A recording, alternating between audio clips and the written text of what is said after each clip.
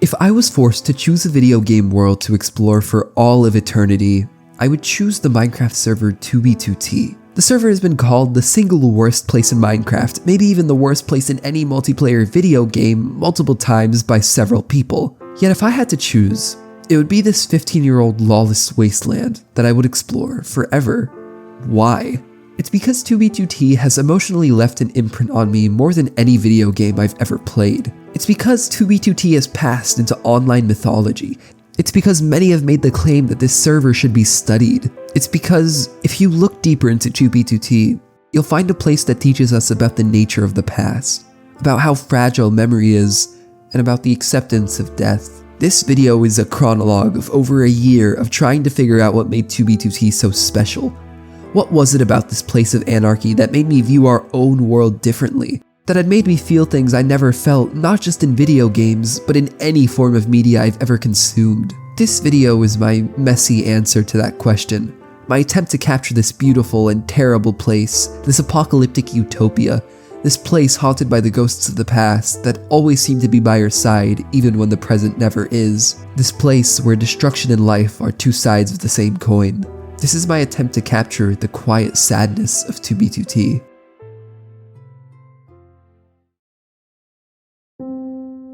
I had heard of a place on the server called Lonely Island, 100,000 blocks from spawn. Prior to this, I had played 2b2t for the express purpose of journeying to places. I had gone to Castle Hearth and the Valley of Wheat, popular locations on the server. I had planned to do the same with Lonely Island, only it was much farther and much older than any structures I had ever come across before, being created in 2011. So, with some preparation, I began my journey of 100,000 blocks in the overworld to Lonely Island. But unbeknownst to me, I set out on a journey that would leave me nearly heartbroken by the end of it. It would make me reflect on what it means to hold a legacy, the denial of real-life death, and where our ghosts live after we pass on. This video is about a lonely journey to a lonely place in a lonely game. 2b2t is the loneliest server in Minecraft. If you've ever watched VidMC or other 2b2t YouTubers that go over the server's 15-year history, you may have been under the impression that 2b2t is a chaotic place, with hackers and PvPers everywhere. When I first joined, I thought I'd be interacting with people all the time, but this isn't true at all. In fact, it couldn't be further. 2b2t is an extremely lonely place. Its size and 200 player limit makes it nearly impossible to randomly come across somebody outside of the immediate spawn area. As a result, I'd say about 95% of playing on 2b2t is the player being alone in a very big and very old place. The crushing loneliness that 2b2t provides is a perfect complement to a world that feels left behind. That's not to say you're completely alone on 2b2t. You'll meet a lot of people, just not in a physical way. The way you interact with a person on 2b2t is through what they leave behind. Their signs, their ruins, their ghosts that haunt your surroundings. You meet people on 2b2t temporally. People on 2b2t don't exist in 3 dimensions. They exist in time. You will find things that hint at their existence. A house in the woods that gives you a place to stay and cook your food. A ruined town that travelers have been stumbling upon for over a decade. Or an underground bunker that nobody has stepped foot in for 9 years. On 2b2t, the world is proof that people have existed here before you. They will certainly exist here after you, but people will rarely exist here during you. The only connections you might make on the server are with signs and ruins. It's part of the reason 2b2t is such an interesting world to explore. When you play 2b2t in the present moment, you're looking upon a land filled with memories. The present never tells a story quite like the past does, and 2b2t's story of the past can be quite a detailed one. The stories of players are everywhere on the map, but the largest concentration of places and signs that are both intact and old is around 5,000 to 50,000 blocks from spawn. Go too close to spawn and everything is griefed and you'll find nothing old. Go too far and the chances of finding something truly ancient and intact are much slimmer. A lot of my time on 2b2t was spent exploring this sweet spot. Minecraft has been called a tool for recollection at times.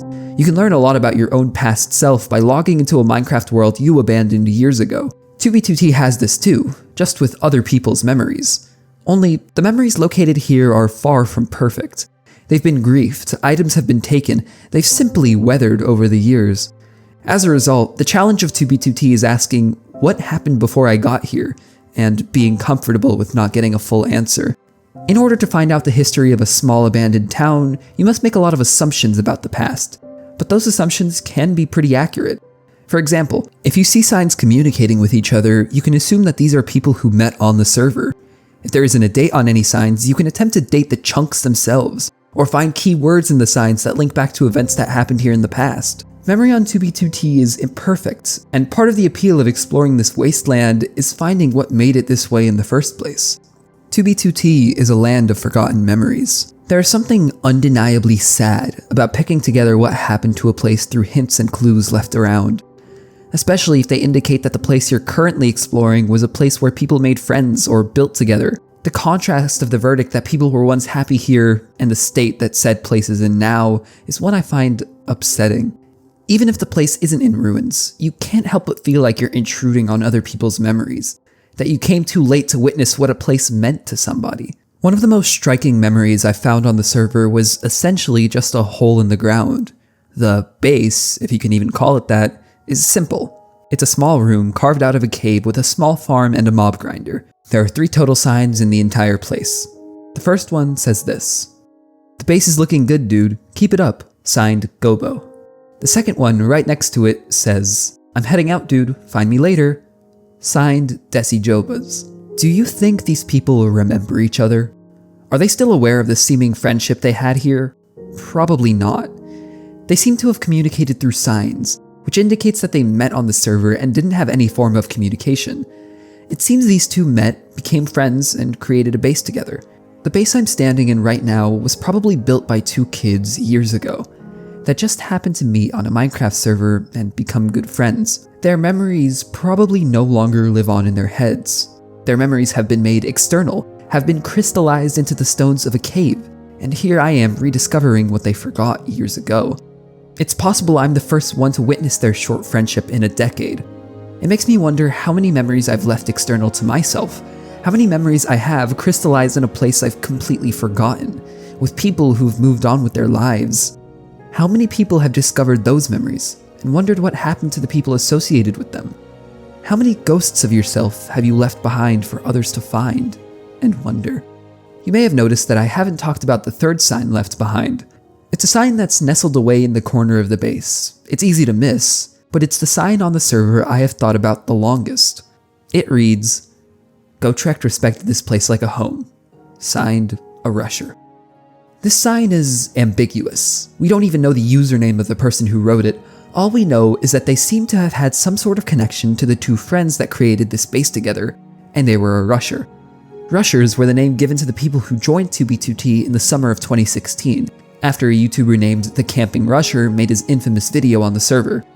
The invasion sparked a massive conflict on the server, a conflict that's echoes can still be felt in the server today. If this third sign was really created by a rusher, then that puts the creation of this base to, at the very least, 9 years ago. But notice how the rusher is writing here. They use past tense. The sign doesn't read like someone who was here when the base was made. It reads like someone who is looking back on a place long after the creators have left. The name Gotrek might have been a nickname for Gobo, the name on the sign seen earlier, or vice versa. Given all this information, here's the story I formulated based on these 3 signs. 2 friends who met on the server decided to create a base together 9 years ago. A third person, someone who joined the server from the Rusher invasion, also became friends with the creators. Life happened and the original creators moved on from their small base, and likely their small friendship. An unknown amount of time later, that Rusher came back to the base, and left a sign paying his respects to a friend that he'll never see again. And this all happened nearly a decade ago on the server. Even a story as obscure as this has left its small impact in the form of a small room dug into a cave near spawn. Your impact on the server is long-lasting, even if you don't think it is. Even if the original people forget, 2B2T won't. Minecraft remembers you, as the saying goes. Stories like these are undoubtedly littered around the server in the thousands, maybe even tens of thousands, in the form of memories and ghosts waiting to be rediscovered and relived by a person in the future. What you do on the server matters, because no matter how many things are griefed, destroyed, and aged by time, stories always have a way of emerging through the cracks on 2B2T. 2B2T is a land of stories. I was 14,000 blocks west of spawn on the long road to Lonely Island when I saw an interesting wall of signs. It was on a small path that just appeared somehow while I walked. The signs were from a player named T-Chow1995. They read, "I am T-Chow1995. I started building this road back in 2014. The road leads to the ruins of a town called Umanford. From there, the road continues. Thanks for traveling. Signed, T-Chow1995, March 16th, 2020. The further I went down the path, the more information about the town I got. It was created in the summer of 2014, and it marks the beginning of an obscure highway that goes an unknown distance. It was clear from the get-go that the path I was on was ancient. I saw some signs dating back to 2012, and though I can't be sure of their validity, I did find a couple of signs that claimed to be from 2011. I continued my approach to the old town, and found a welcome sign that contrasted heavily with the dilapidated 11-year-old buildings behind them. Umanford has many of the things a Minecraft town from 2014 would have. A massive castle, animal pens, houses all made of the same wood and cobblestone combo. What it also has is a population of ghosts from all different points in time. The passerbys of Umanford belong to the past. You'll see a sign from a few months ago next to a sign from 11 years ago. The only way to reach the tourists and the residents of Umanford is to be unstuck in time, because in time is the only place they exist. A few signs around town that stuck out to me in particular are from a player named Negative Entropy. The first one is near the beginning of the path leading into town. Came back here to live some nostalgia. The second sign, closer to the ruins in front of what seemed to be some sort of building, reads, "I think I fished here once." While they never seem to be a founding member of the town, they do likely have some unknown history with it. They seem to have come back years later only to find the town they once knew in ruin. Another and more relevant example of this is the original founder of the town, T-Chow1995. He came back to the town in 2016, and another time in 2020. He hasn't come back since. On his last visit, on March 16th, 2020, there are many signs where we see T-Chow reminiscing about what the blown-up craters around town once were. A house, a wall, a mountain. The creator of Umanford's visit might have been informative in nature. Each ruin is marked by a 5-year-old sign of T-Chow's telling us what it once was. But I theorize the information was secondary to T-Chow's main goal of wanting to reminisce, to relive a past he was once a part of. Were these signs put here for future explorers to understand the town better, or were they a nostalgic call to a past he could never relive? We can only guess given what's left behind, formulate a story out of the ashes. It's better to see a place on 2B2T as it is instead of as it was. World downloads exist on 2B2T that preserve places like Umanford. They can show you the past in a way impossible to do in the regular server.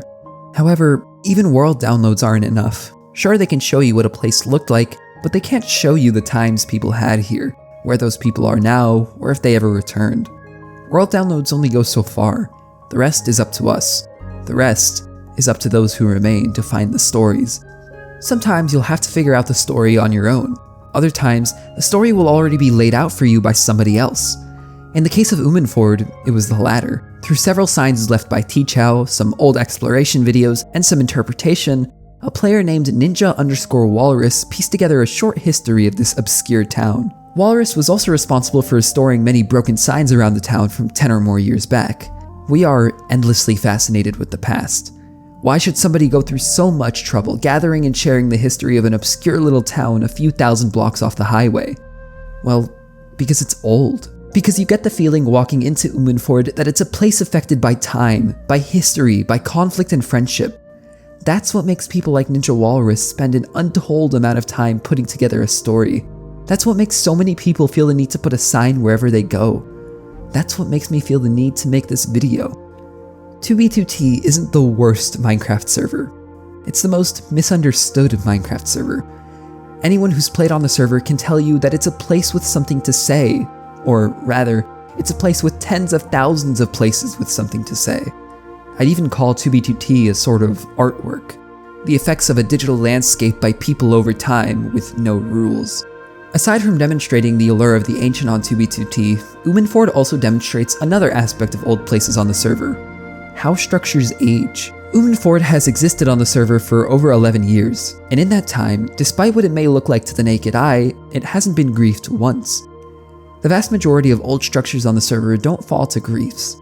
A grief is an all-out attack. It's intentional. It has one goal: to destroy and leave nothing behind. Umanford wasn't griefed. It's simply not worth the time or TNT. Instead, Old and unknown places like Umenford sort of decompose after years of micro-griefs. A few broken blocks here, a rogue creeper there, sprinkle in some endermen randomly taking away blocks, and you have a place that slowly withers away into chaos. Entropy comes for every build on the server. Most bases in small towns on 2B2T near spawn die to the inevitable hundreds of imperceptible block changes until, after decades, they're unrecognizable. The sad truth of structures on 2B2T is that only the famous ones get to go out with a bang. 95% of places on 2B2T are weathered away by the sands of time. The places you find on the server affected by this decay are almost sadder than the places that were griefed intentionally, because with places that die of this entropic disease, you can tell that there was once something here through the cracks of chaos. Something with a form and shape. Something that was made by somebody or some people. Somewhere that meant something to someone, and now its bones have grown old, its foundation has cracks, and its life is coming to an end. And there's nothing you can do about it. You can only move on. Structures on 2B2T age eerily similar to people. Sure, some of us will die suddenly and instantly, but several of us will spend enough time in this life to have withered away to an unrecognizable version of ourselves. I suppose it's up to us to pick the more unfortunate fate. What's sadder, a young soldier dying in the crossfire of war, or a surviving general reduced to a modicum of his former self with age and dementia? There is no right answer. Both realities are cruel and sad, and both realities are inevitable. I left Umenford, more pensive than when I came, and continued on to the lonely island. I want to talk about 2B2T and inevitability. My second ever journey on the server was to a place called the Valley of Wheat. It took me through obsidian roofs, paths both old and new, and overwhelming darkness. The Valley of Wheat was the largest known sanctuary to exist on 2B2T. It was a marvel back in its day. It was built by a player named Jang, from its first construction phase in 2011 to 2012 to its second in late 2013 and 2014. Jang, by all accounts, was a quiet man. He was the sole builder of the entire sanctuary. He never interacted with anyone in chat, joined any groups, nor did he set up any other bases. His existence on the server was solely to build the valley. One day, Jang was attacked by a player while in the Nether and was saved by another player named Offtopia. Jang and Offtopia would become friends, and Offtopia was one of the only players Jang would ever interact with. Offtopia, upon seeing the beauty and incredible scale of the valley, vowed to protect it with his life. The Valley of Wheat was incredible. From as far as the eye could see, every inch of the landscape was covered in wheat, spanning over 1,000 blocks from end to end.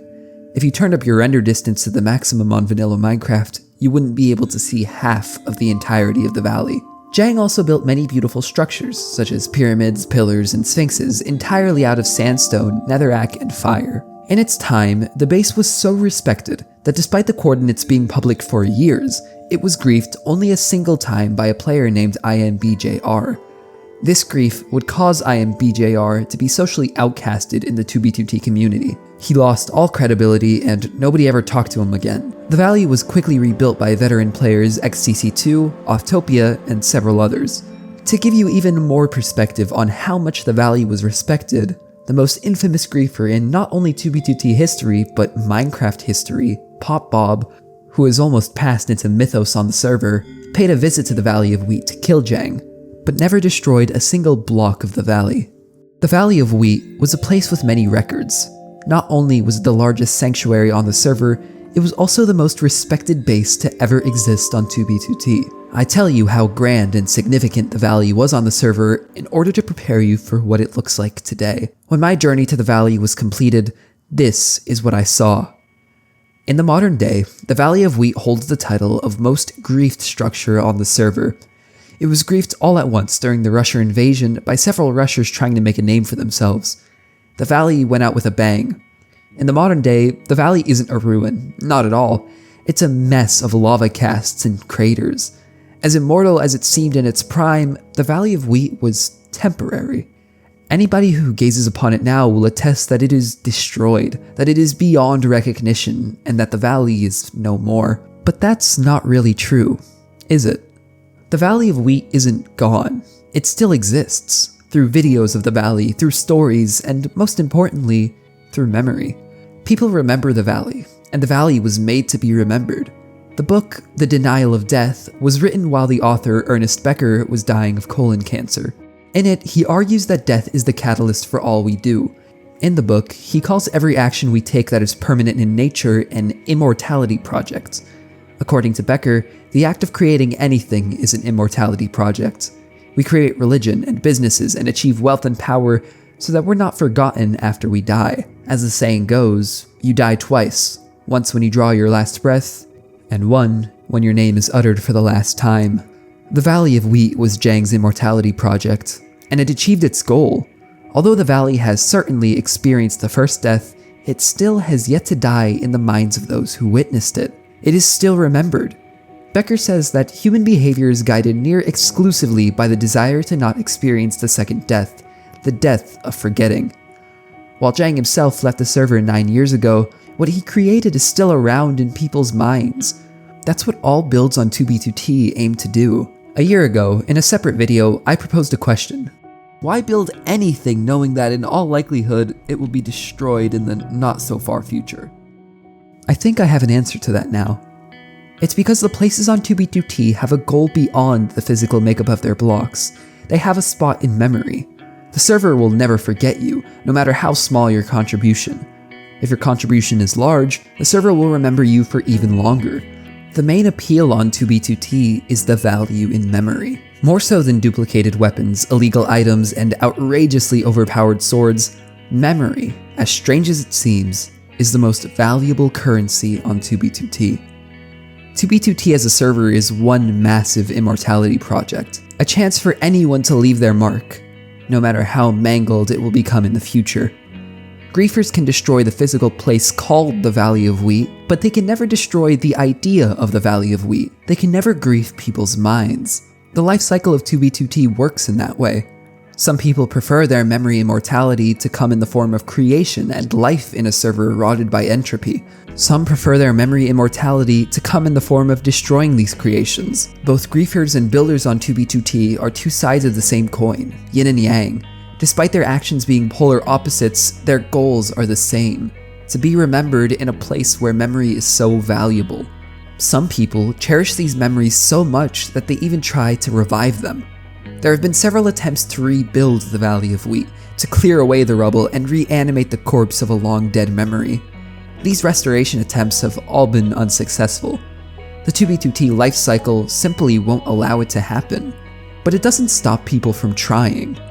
Sometimes, if a location isn't popular enough to warrant an instant grief, the corpses of memory can sometimes reanimate in our physical world for quite some time. In a previous video, I journeyed and eventually reached the ruins of a place called Castle Hearth. This was back in May of 2024, and when I reached it, it was nearly completely destroyed, besides a single tower. I came back to Hearth in March of 2025, only to find it restored. Not fully to its former glory, the restoration is still hidden under rubble, but it's mostly all here. Even the past signs have been miraculously resurrected. As cool as they are, restorations are never long for this world. I only found Hearth in its current state because I happened to be in the right place at the right time. That's how it is for anything and everything one may find on the server. If something is intact, you're lucky to have found it that way. There's a distinct window of opportunity to witness everything on the server. The current restoration of Hearth, as miraculous as it is, almost feels wrong, because it seems to defy the rules of windows of time on 2B2T. Hearth had a time to be witnessed, and that time has passed. Yet it's still here, and this defiance of time almost never goes unpunished on the server. There's a price to experiencing something that belongs to the past. The first ever restoration of Hearth was completed in 2016 by the player Negative Entropy, coincidentally the same one whose signs can be found at Umanford. They had this to say about their restoration attempt. This was my first and last historic build restoration on 2B2T. Patching it up was fun, but only made it get blown deeper into the ground. I let ruins be ruins since. Some things should be left in the past, no matter how much we wish to bring them back. The window of time to witness the Valley of Wheat existed. So did the window to witness Hearth. The window to witness 2B2T also exists. One day, 2B2T will be gone. And not like the Valley of Wheat is gone, but well and truly no longer in existence. Inaccessible, forgotten, One day, every sign, every town, every massive ruin, every story will no longer exist on this server. 2B2T has a lifespan, even if we pretend it doesn't. 2B2T might only last a few more years for all we know, with 2B2T being a server that is getting more and more expensive to run as the years pass, and an owner as mysterious as Housemaster. It isn't a stretch to say that one day, when 2B2T becomes too much of a burden, the plug will just be pulled. And what can we do? Nothing. Maybe 2B2T only has a few years left. Maybe it has a few decades. Maybe it will far outlive any of us today and be enjoyed by future humans in the form of art from the digital age. Who knows? But one day, everything built here, everything that happened here, everything destroyed here, will be gone. 2B2T is temporary. Even if we try to ignore it, to try to deny death, we are also temporary. The Earth will have a similar fate. Given enough time, everything on this planet will be gone. One day, on a day much closer, you and I will be gone. All that will be left are the ruins. And after the ruins, the memories. And after the memories, nothing. We can only see the sights and understand this server for what it is because we are fortunate enough to exist at this very specific moment. It's the same feeling I had coming across an intact base on the server. Had I come a few weeks before, it wouldn't have been built. Had I come a few weeks after, it might have been destroyed. The window to witness something on 2B2T is small. In the grand scheme of things, the window to witness your life is even smaller. And just like life, we don't know when this server will end, so we should appreciate it right now. This video is me attempting to appreciate right now, to share my experience and thoughts on something that won't last forever. The rule of windows on 2B2T has applications all over our lives. The window to create something meaningful exists. The window to achieve your dreams and goals exists. And those windows are always getting closer to closing. In a strange way, 2B2T taught me to seize the present moment. Because there is a window to witness today, one that, unlike the structures on the server, will never be restored. Sometimes though, the window to witness something on the server can be quite large. The inevitability of destruction on 2B2T is always a factor when one considers building anything, but there are ways to slow down the process of physical death on the server, ways to keep places safe so that they will endure on the server much longer. There are ways to slow down the inevitable. The most obvious way to keep something on the server for a long time is distance. It's a lot harder to find something if it's far enough away. Because of this, some people will go millions of blocks away to create their base. This may work for some time, but I've witnessed firsthand that there are many ways for this strategy to fail. An insider in your group may leak the coordinates. You may have left what's called a chunk trail, which is when old terrain exists in new chunks from people flying far away, leading a perfect trail to your base.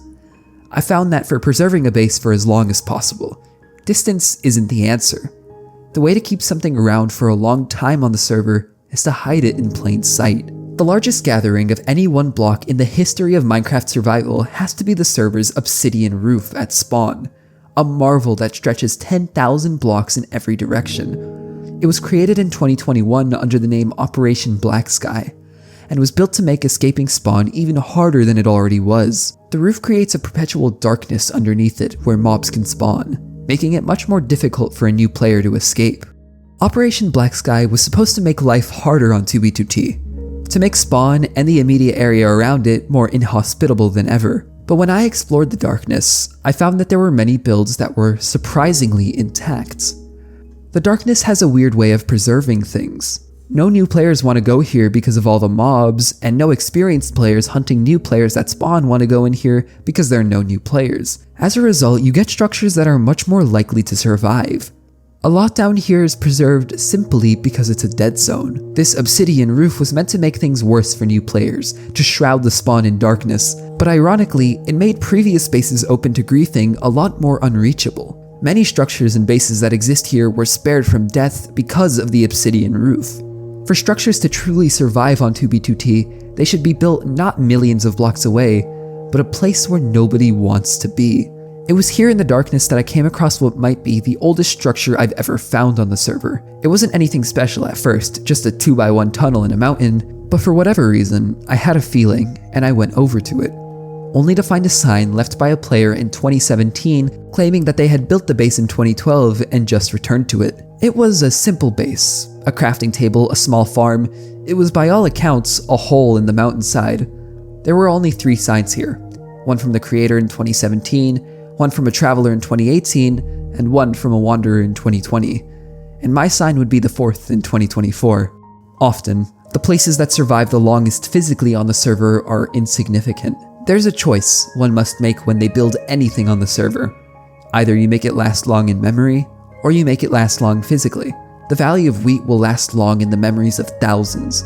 This base from 2012 has outlived the valley, but has only likely been seen by under 10 people over its 13-year lifespan. This base has watched its small slice of the server age and mature for so long, and will continue to do so, as an impartial observer of the destruction. A structure can either live in the minds of thousands, or live perpetually in a single reality. The choice is up to the creator. I left Umanford and continued west to the Lonely Island. At the start of this journey, I committed to being pathless. However, my playstyle would be problematic the farther I went out. You see, on 2B2T, the oceans get bigger the farther you go from spawn. The reason for this is a period of ocean exploration from 2011 to 2013. Back then, Minecraft worlds were generated as continental, meaning Minecraft treated land masses as continents and would generate incredibly large oceans between them. Because so many people explored these oceans 14 years ago, those old chunks remained, even after the Minecraft world generation stopped being continental. So the farther out I went, the more I would be greeted by oceans that spanned tens of thousands of blocks. So any form of pathless travel wasn't ideal, unless I wanted to travel for hours in the endless blue. The dominant highway going west is the Western Highway. Despite it being the most traveled in this direction, it's the least traveled major highway on 2B2T. The western portion of 2B2T is the loneliest part of the server. It's fitting then that Lonely Island is over 100,000 blocks in this direction, but the Western Highway was not the one that called out to me.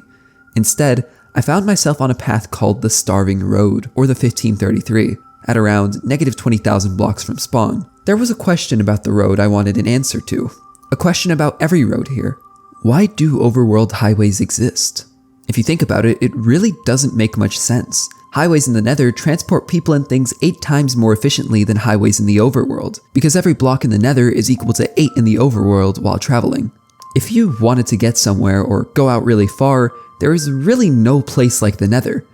So why is it then that overworld highways consistently go millions of blocks out? Why travel a highway that's inferior in efficiency? Traveling the Starving Road has made me figure out why overworld highways exist on 2B2T, and why they span millions of blocks. When I first began down the path, I found the constant barrage of signs almost annoying, because I would always stop to read them, and there were a lot, to the point where the signs on the road were actively halting my progress because I just kept reading them. I was more focused on getting to my destination than I was with enjoying the journey, the same mentality that most travelers of the major Nether highways have.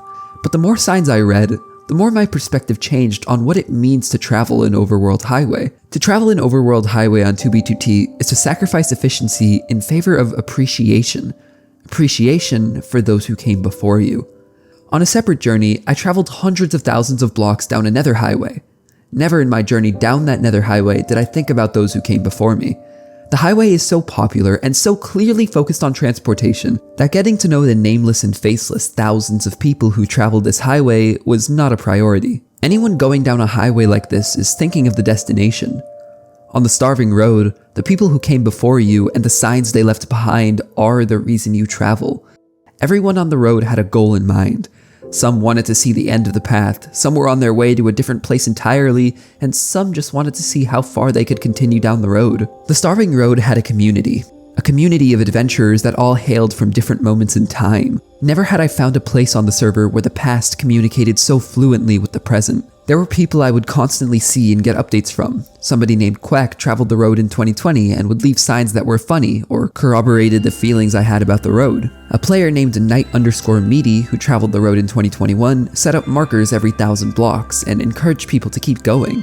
Signs from the player Forgiving_ would pop up everywhere, indicating that they traveled the road in 2024 and repaired many ruins. I even saw Ninja Walrus on the path, the historian of Umanford who was a traveler in 2023.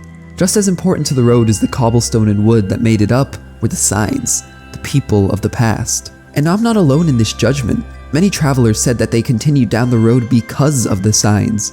When the player, BLK200, someone who had previously been leaving signs every 100 blocks or so, said they were getting off the road, a memorial of sorts was made for them, with several people from all different points in time writing that they would miss him, and that his signs were the thing that helped them continue down the road. Some people from the modern day even, thanking a person from 5 years ago for being the reason they kept going. Friends of the past, friends of the present. There was a sense of friendship on the Starving Road, a group of people that overcame the same trials the road threw at me, a group of people who found joy in traveling the same path as me.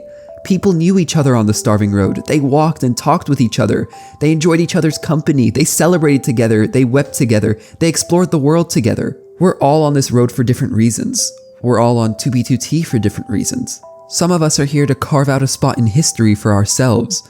Some of us want to keep up the tradition of griefing on the server. Some people just wanted to explore and understand the history of this ancient place. But we all share the same path. No matter where in time we find ourselves, you're never alone on 2B2T. You always have the people who once were. All of this is only possible because griefers are not the majority on 2B2T. If anything, they're just the vocal minority, one that doesn't go on paths like these. There are massive groupings of signs on these roads that have been untouched for nearly 6 years, despite the fact that all of this would be gone with the swing of an axe, a creeper explosion, or a single piece of TNT. I could only experience my journey with the past by my side because 2B2T's reputation of anarchy and destruction wasn't entirely true. People wanted to keep these signs and memories alive. Even on 2B2T, life finds a way. The Starving Road isn't a grand or popular path by any means. In fact, it's barely anything more than a straight line once you go out far enough. Going this far out on such a dead road is a commitment few people make, and those wild enough to do it won't let something as trivial as time get in the way of encouraging others to do the same. The Starving Road taught me to make friends with people from all different dates. It was this community of people from the past that stubbornly continued a path with whatever they had for hundreds of thousands of blocks, despite the West Highway only being 2,000 blocks away. There is no practical reason for this path to exist, and yet so many people chose to follow it, to make an impression on it. It means more than any major highway ever can. The act of going down this path is a conversation with the past, one that is more clear than in any other video game I've ever seen. Every single milestone was a celebration, every ruined base along the road was a chance for the temporal wanderers to share their thoughts. I never met a single person on the Starving Road, but I felt like I met several people. Did I actually know these people any better because of their signs? I definitely felt like I did. I was mostly indifferent to the ocean ending and the land beginning, but I found myself feeling genuinely happy seeing the people I had formed bonds with along the way overjoyed at the prospect of escaping the ocean. Despite heading into the loneliest part of the server, I never felt less alone. And soon, I will be a character in the adventure of future players. The signs I leave along the highway will guide people forward, will encourage them to stay on the road, will remind them that they aren't alone, that everyone who's here previously is traveling with them, no matter how far they go. The act of leaving signs on the server is becoming a part of someone else's adventure, something to push them further into this ancient place, something to let them know that despite their surroundings, they couldn't be more with company. That is why people take overworld highways. Overworld highways are for people who value the journey. For the people who want to have conversations with the past, for the people who want to be a part of someone else's journey, for the people who want to join a community of travelers that come from the past and the future. Overworld highways are built because for some people, these relationships are more valuable than getting to a destination. That is what the Starving Road made me realize. However, this didn't last forever. On the Starving Road, my temporal friends set up a sort of roll call system, where every couple thousand blocks there would be a mass gathering of signs to see if the travelers on the path were still going. The people on the roster dimmed the farther I went down the path. Soon, many familiar people would fade, and it was around the 80,000 block mark where the lack of signs became painfully noticeable. Many signs spoke of how continuing the path was somewhat of a challenge of endurance, and they were right. As much as it is enjoyable to be so in touch with time, you get the feeling that you're not really going anywhere on the path anymore, especially when portals to the Nether dot the road, encouraging you to disregard the journey and focus on the destination. It makes sense why people leave the path. I thought about it at times as well. On foot, it would likely only take me an hour or two of sprinting in the Nether to make it to Lonely Island. It took me real-life days to make the same journey on horseback on the Starving Road. As a result of this, the path becomes more desolate the farther you go. The ones who remain are the stubborn ones who want to see the journey through to an abstract idea of the end of the road. The farther I went down the path, the sparser the signs became. The farther you get on 2B2T, the more alone you become. I felt much lonelier out here than I did before, even though I never met a soul on this entire journey to the Lonely Island. This was the first time I truly felt alone. The first time I felt that the western portion of 2B2T deserved its title. The signs meant something to me. They were the difference between a jolly ride down an old path and an isolated trip down a place where not even memories exist anymore. It was a visceral type of loneliness I had never felt on the server before. One that came from not just being alone in space, but in time as well. It was the first time that I couldn't think back to a past that once existed. This far on the path, the present was infinite, and the signs that were visible this far out only spoke of how isolated the lack of signs made them feel. But there are treats for people who choose to go out this far. As sparse and rare as they may be, signs that, even out here, the past once existed. At around 80,000 blocks out, I found an ancient railway station called the Sand Network. The subsequent minecart ride led me thousands of blocks west and connected me to this massive Tower of Babel in the middle of the desert. The only signs were from travelers just as stunned as me that something like this existed so far out without being destroyed. Another time, I had wandered off the starving road, hoping for a change of pace. This was around the point where the signs along the road became rare. It was several thousands of blocks off the road when I found it. A lone tower on an island off the coast of a chunk border. The tower was old, very old. I could tell just by looking at it. The stone brick, glass, and stone slabs used to make it were staples of older times. There were a few signs around the tower too. The oldest was from a player named Vampark in 2018, meaning the tower is at least 7 years old. But there were several indications that it was much older than even this. The block palette, nearby chunk border, and lack of wood suggests that back when this was created, there was no land here. It was all ocean. It's also an old ocean chunk, meaning this tower was likely created from 2011 to 2013, back when oceans were wide and people built on the small islands that were created with this type of generation. The original creator seemed to be a player named Vanion, judging from several signs. There was also a nearby wolf, whose owner was named _Dakota_. This place was likely built sometime 12 to 14 years ago by two friends. And it just sits here, far off any path and highway, alone, watching the server age, entertained only by the 6 strangers that have ever visited it. It's places like these that make 2B2T's exploration so enjoyable. It's what makes long journeys in the overworld worth it. I connected back with the starving road 90,000 blocks away from the 100,000 milestone. I pressed on. The signs were still sparse, but the closer I got to 100k, the more the signs were filled with hope. The closer I got to 100,000, the more joyful the ones who remained on the path became. Then, I reached the milestone, an intact stone brick tower. It wasn't the prospect of getting to 100k that made me excited, however. Instead, it was what my friends of the past thought about it. When I made it to 100,000 blocks out in the overworld, I went to the signs, and I only found some of my friends. The ones who traveled the road from 2022 onwards. I'm sure people like Quack or Night Meaty left their signs here, but they aren't here anymore. Griefing of the milestone was likely the culprit for that. But it's also just because not every one of my friends survived the journey here. Not everyone stayed on the path. The ones I find now are the ones who remain. Reaching 100,000 was mournful in a way, because it would be the natural conclusion to my time on the starving road. All that was left now was to head south towards the Lonely Island. My journey west was over. I can't help but think about the ones who will continue down this path in the future, seeing me signing off, knowing that they won't be seeing my signs anymore. Will that idea make someone sad? Will someone be upset because the phantom of my past is no longer with them on their journey? It sounds ridiculous, but it was an emotion I felt several times throughout my travels. I felt it when BLK 200 stopped writing. I felt it when the roll call list slowly but surely shrank. My journey down the starving road had a purpose beyond getting me to the Lonely Island. It has a purpose to the countless others who I will never meet, the countless others I will unknowingly accompany on a journey, just like Quack or Forgiving did for me. For once on the road, I was thinking about the future instead of the past, and it was with this thought in my head that I began my journey south, leaving the starving road and continuing to Lonely Island. On 2B2T, the least interpretive form of storytelling is the sign. Unlike a ruin, you don't need to piece together a sign to tell a story. I've already talked about the value of signs when it comes to understanding 2B2T as a whole and allowing the past to communicate with the present. But what I haven't discussed is why people place signs in the first place. Ruins are an obvious facet of existence on 2B2T. People will inevitably build things in a game like Minecraft, and on a server like 2B2T, those things will inevitably be destroyed. It's a lot harder to understand the purpose of a sign when it comes to the average player. After all, the vast majority of people will place a sign only to never see it again. What is the value in leaving a message for someone in the future, for saying that you've been here, for writing down the date you passed by, for whispering a little, "Hello, I was here," into the cracks of one lava cast out of thousands? Many players on 2B2T want to leave a legacy behind, or at the very least, leave some indication that they existed on the server. Signs are the easiest way to leave your mark on a place like this. Signs aren't anything with traditional value like a base, and nobody can tell when they're destroyed. As a result, signs don't tend to be griefed, unlike massive bases.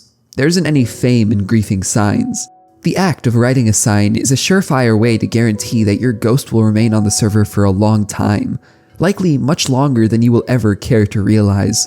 The significance of this motivation to leave a part of yourself on the server is what causes the overworld to thrive the way it does on 2B2T. As I've established already, the reason overworld highways exist and are so popular on the server is because they give you a sense of journeying through a world where others have been. Signs give things life, they give things a past, they date things on 2B2T better than any chunk borders or world downloads.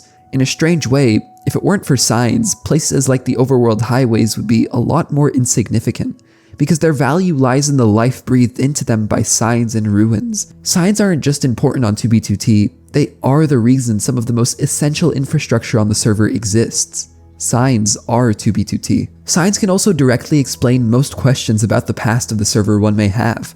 They are such an incredible and frankly human way of preserving the past. They can be the accounts of a player's journey. Finding two signs with the same author in two different places, you can almost triangulate a story. If you had access to every single sign I've ever written on the server, you could piece together every adventure I've ever been on. You could follow my tracks from start to finish. You can put together my story on the server. That's another strange facet of history on 2B2T. In real life, most historical knowledge comes from first-hand sources, written by a single person living in the past. On 2B2T, history comes from hundreds of thousands of disconnected sentences all around the world. If you had access to every single sign on 2B2T, you would have, in your possession, the complete history of the entire server. A library's worth of information and knowledge is hidden in nooks and crannies all around the server. If one just had access to all of it, there isn't a story about the server that couldn't be told. It's almost upsetting, the idea that pretty much any question about the server one may have is hidden somewhere on a sign that you will more than likely never find. The wisdom contained in signs mirrors the famous Library of Babel, a 1941 short story about an infinite library that contains all knowledge and all answers to every question. Only, one must sort through a sea of gibberish and even false answers to every question in order to find it. Every sign is a bite-sized history of the server that all come together to form something larger. When you place down a sign on 2B2T, you are contributing to the largest in-game archive in the history of Minecraft, maybe even the history of video games. It's this sense of contributing to something larger than oneself that makes placing signs on the server so alluring. That's the beauty of signs on 2B2T, contributing to something bigger than yourself so that maybe one day you'll be remembered.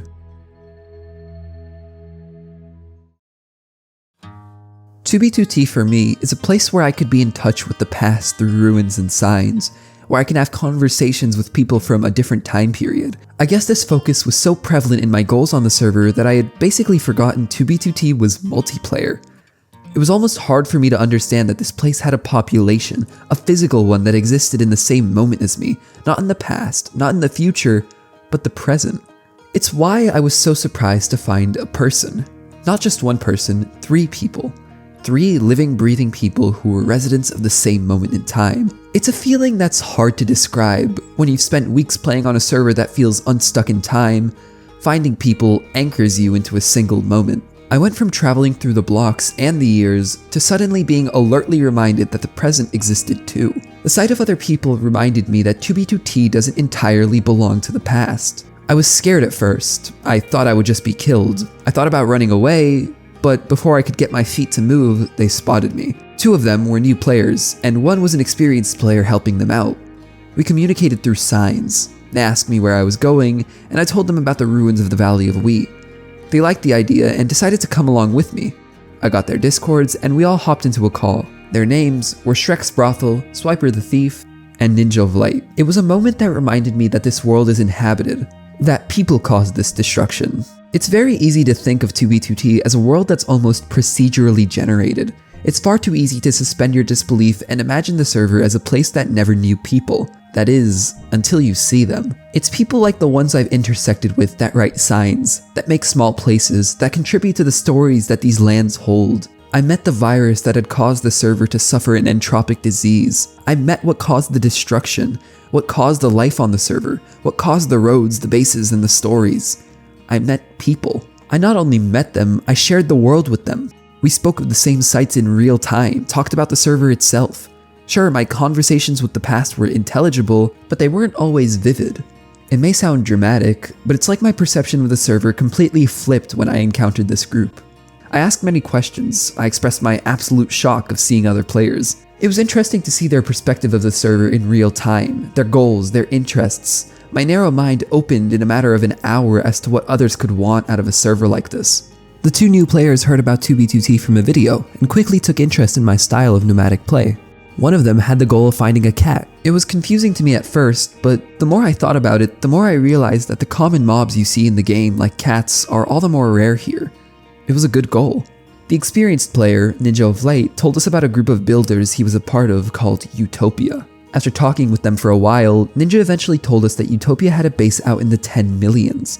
This excited me greatly. If I could somehow convince Ninja to invite me, I could be a part of a base before its downfall. I could finally play 2B2T in the present. I could be the history that people like me will find years later. After a few hours of talking, me and the two new players were invited to the Utopia Discord server.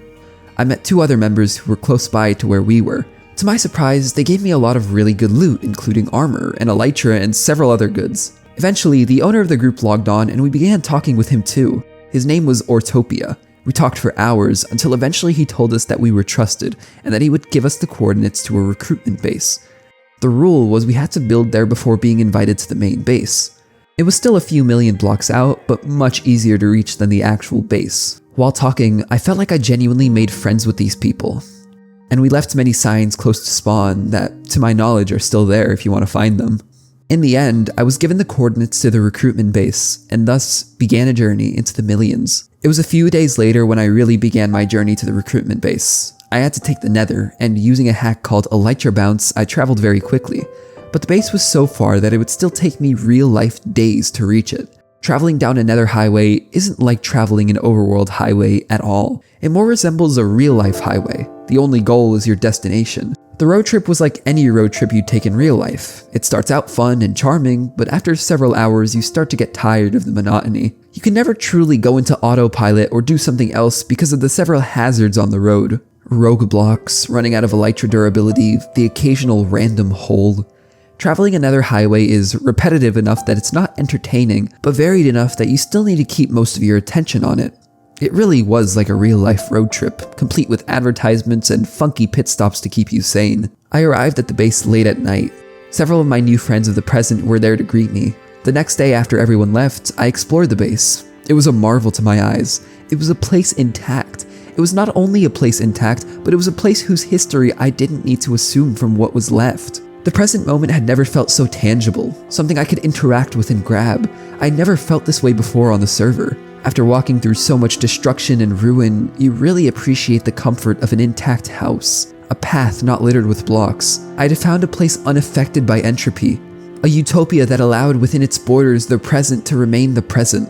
So I began to build. I built a small island, a crescent moon-shaped thing.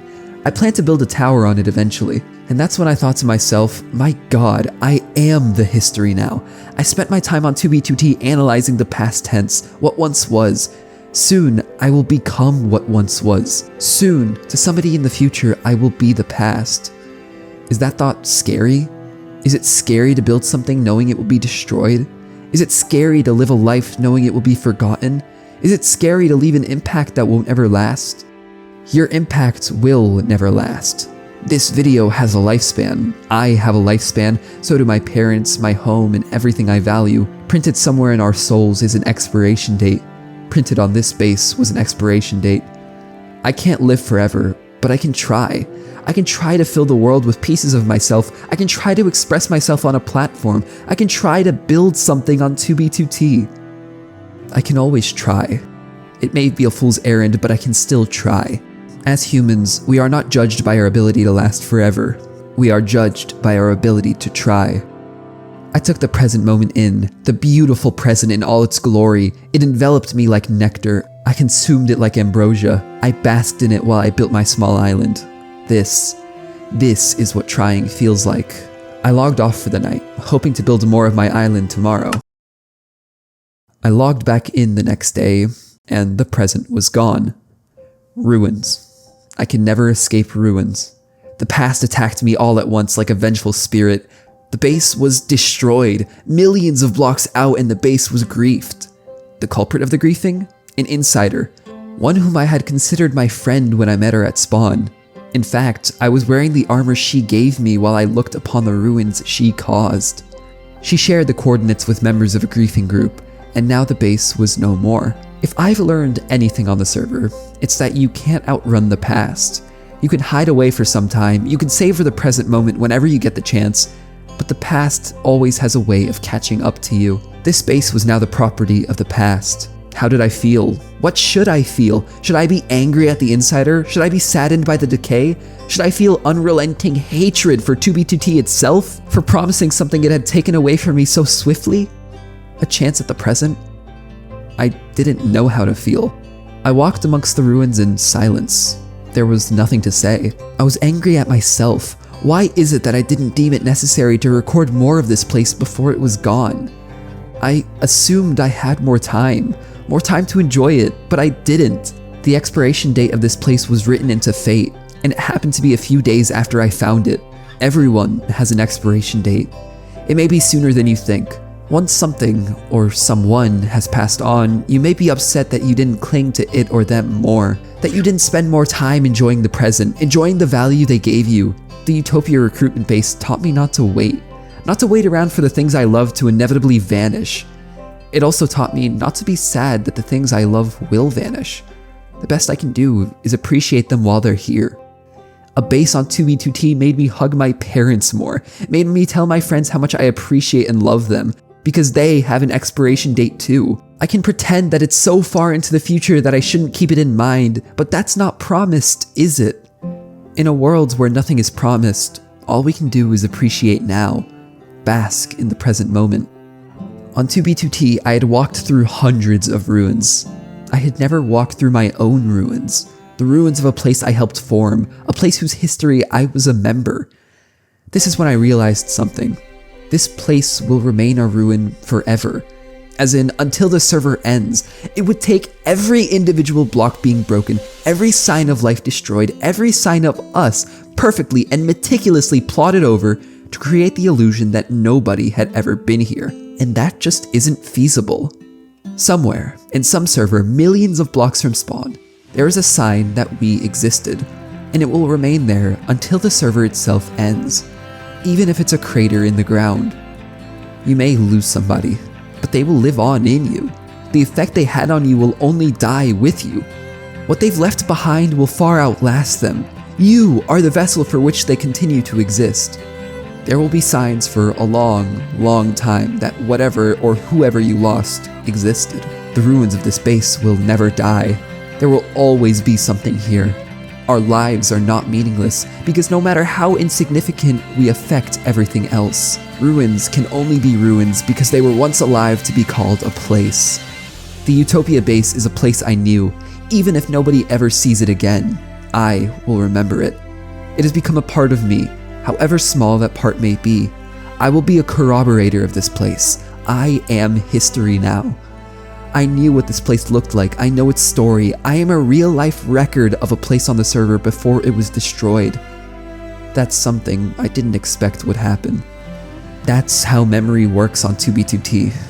And if and when somebody finds this place some unknown distance into the future, they will wonder about it, form theories just as I had, write signs just as I had, and think about what once was just as I had. I've seen enough ruins on the server to unconsciously expect them, for them to be the only thing in existence, and something that comes with this feeling is that these ruins are all there is.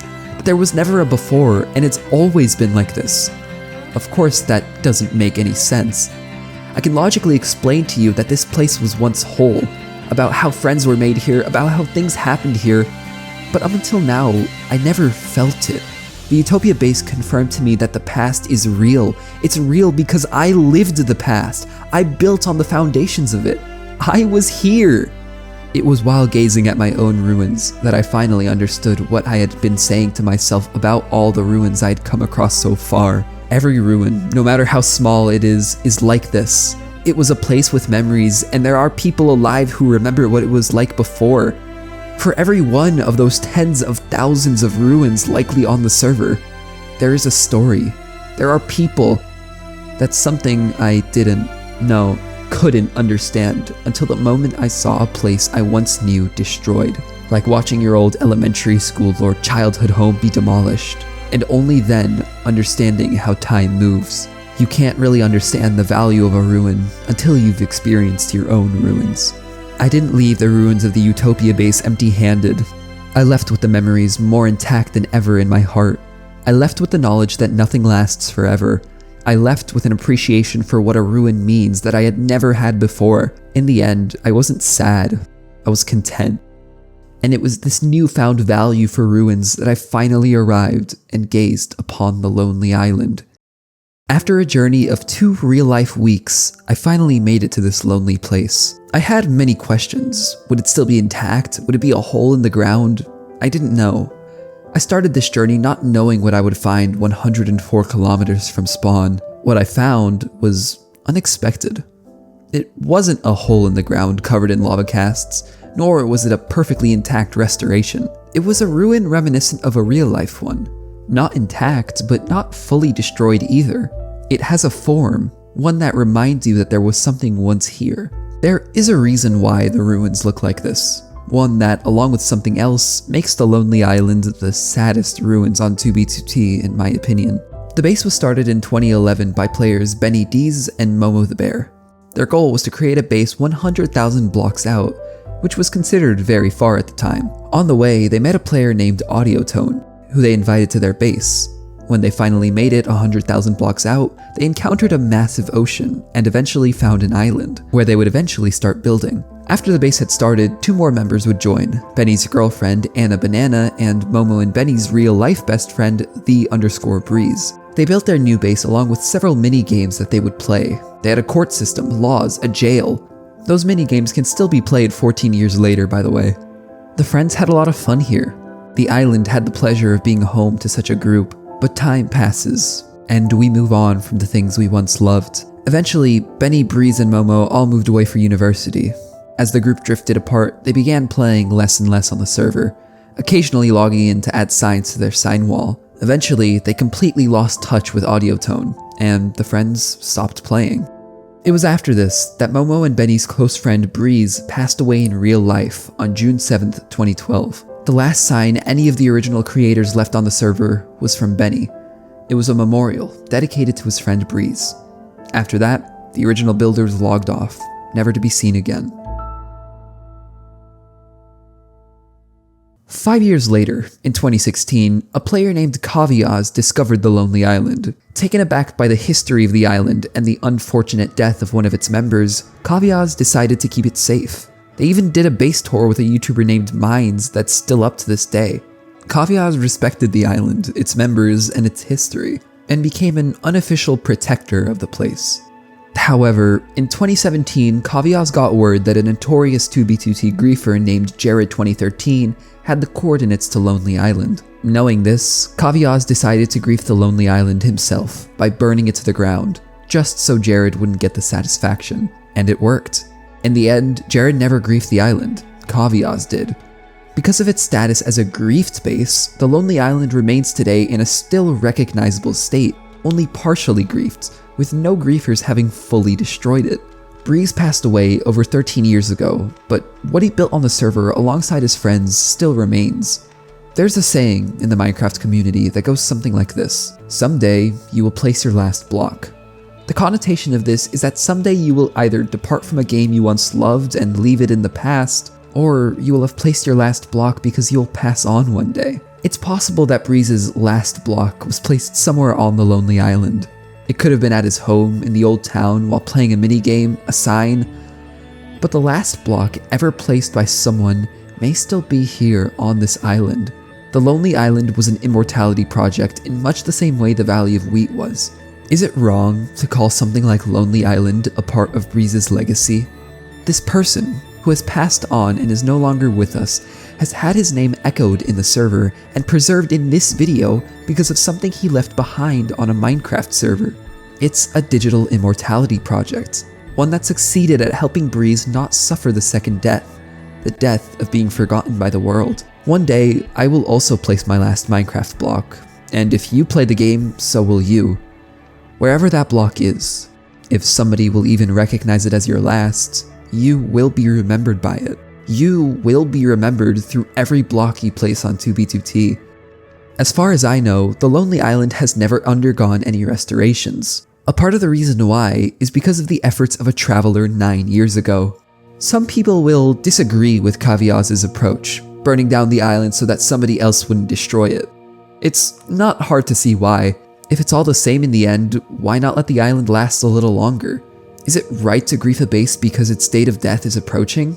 Well, for what it's worth, I personally think Kaviaz did the right thing. Kaviaz did something hard. They burned something they respected. They burned something with history. They burned the immortality project of a person who died. They burned part of a legacy. Kaviaz destroyed the Lonely Island not out of pity, but out of respect for the island and its history. If Jared did it, he would have just gotten a kick out of it. But the second thing is that Kaviaz griefed this base in an intentional manner. Remember when I said that Kaviaz burned the base? Well, seemingly that's what made it survive for so long.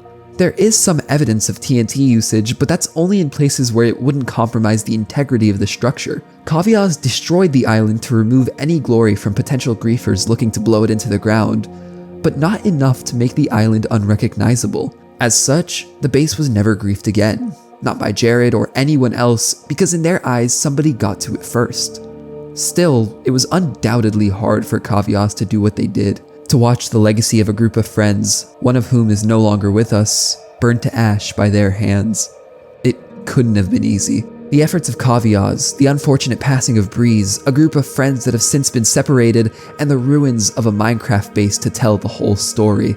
How many places like Lonely Island exist on the server? How many memories and stories are waiting to be discovered all over this world? Soon, someone will come across the ruins of the Utopia base with the same question I had for Lonely Island. It may be 14 years later, it may be even longer, or maybe our ruins will never be found again. For some reason, that's a scary thought, to know that your contribution will be forgotten, another speck in the sands of time. How likely is it for somebody to find your ruins, to randomly stumble across a piece of you? Well, it depends on how far you build.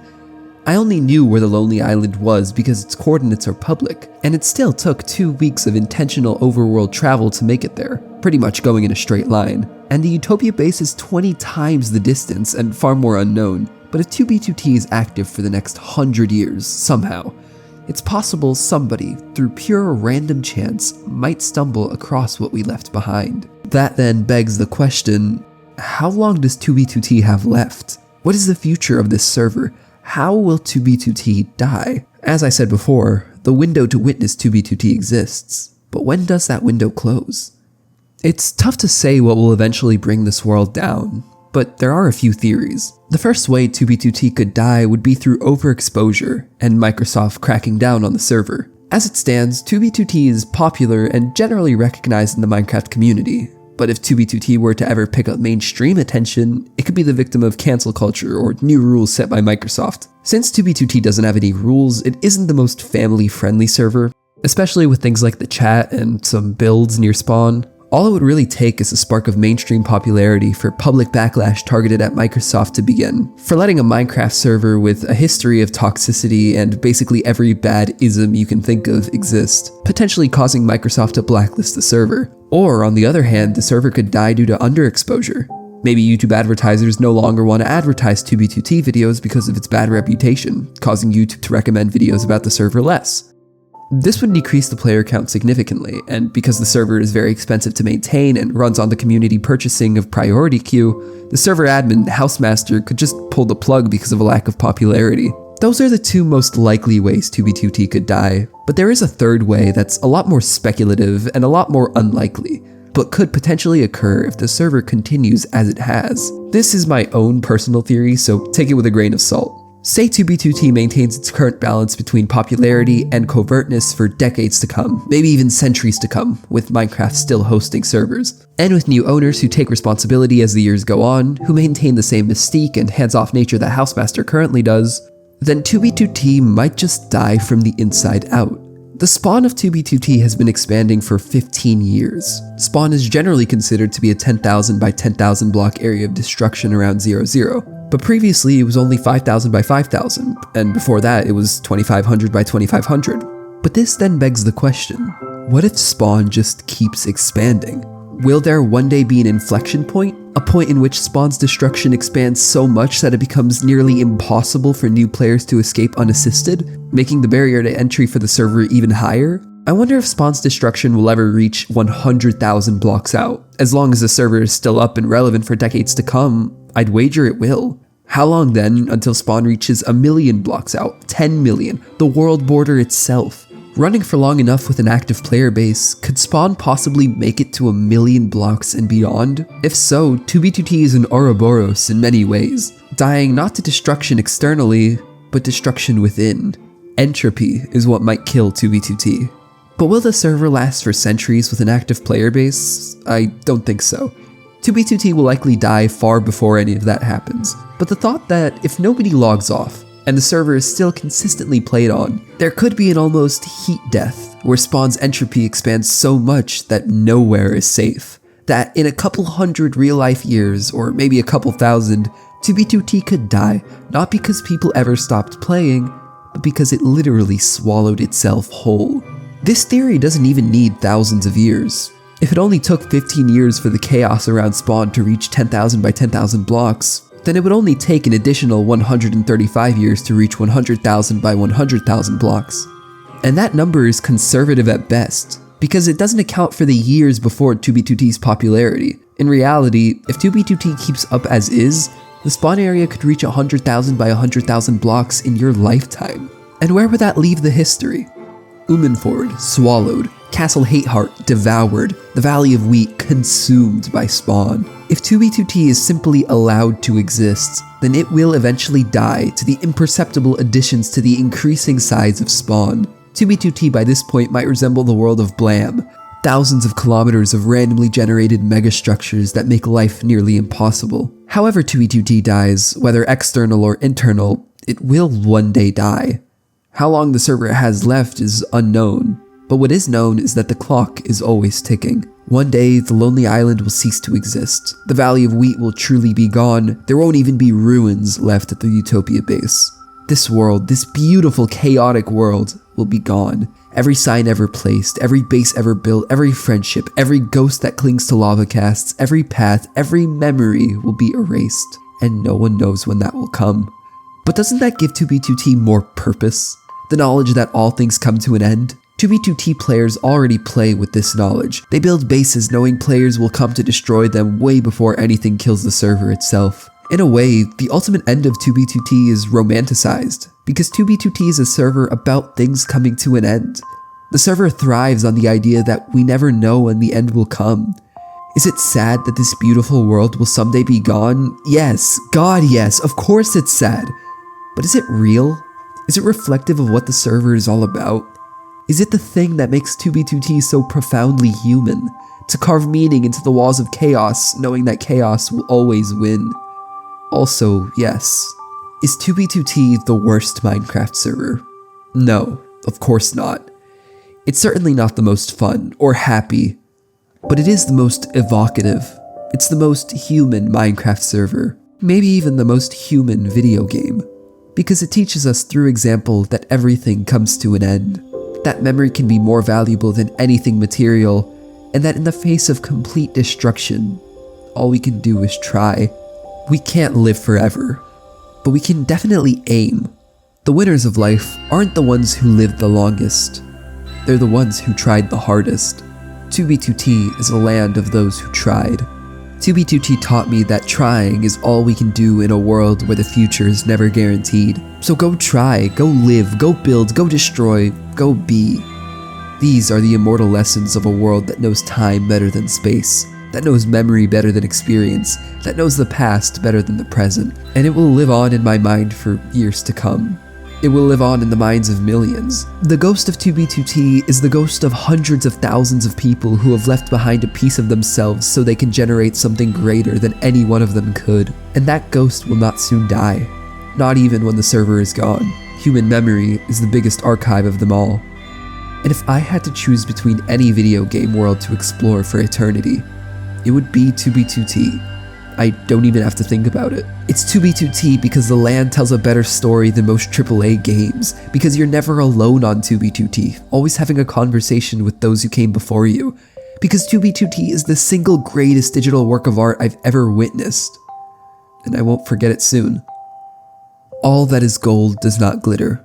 Not all those who wander are lost. The old that is strong does not wither. Deep roots are not reached by the frost.